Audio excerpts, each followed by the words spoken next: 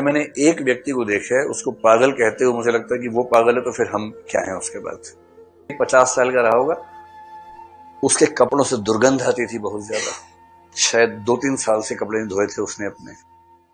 उसके बाल यहां तक के थे और बाल लटाएं ऐसी उलझी हुई कि मतलब वो 3-4 किलो शैंपू लगाएंगे तब जाके सुलझेंगे उसकी जुल्फें, इस तरह का मधुमक्खी का छत्ता समझ लीजिए, ऐसे बाल थे उसके। क्योंकि वो फिक्स था, मेंटली फिक्स था, जिसको पागल कह देते हैं लोग भाषा में, वैसा व्यक्ति था। उसे एक ही शौक था जीवन में, पढ़ने का।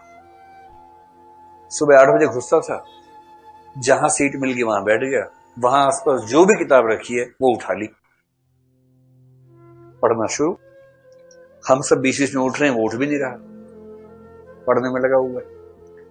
लंच का टाइम हुआ तो बाहर एक कुलचे वाला था, वहां जाके खड़ा हो जाता था। कुलचे वाला भी समझ गया था, उसको फ्री में दे देता था, रोज किलो खा लो कुलचे, यही सुबह यही शाम, उसका फिक्स। और रात को 1 बजे उसको उठाया जाता कि उठो भाई उठो, चलो टाइम हो गया। अरे यार हो गया टाइम, ओहो हो। फिर वहां कागज फंसाता था, वहां रखी किताब, सुबह आके पढ़ूंगा। एक दिन में 1, 1.5, 2 किताब खत्म। रोज का यही रूटीन, संडे का भी यही रूटीन उसका।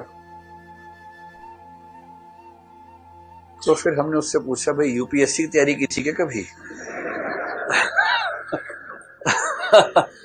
तो उसने बताया नहीं नहीं ऐसा नहीं, उसको पढ़ने का वैसे ही शौक था, पढ़ते पढ़ते ही ऐसा हो गया कि उसको और कुछ सूझता ही नहीं दुनिया में।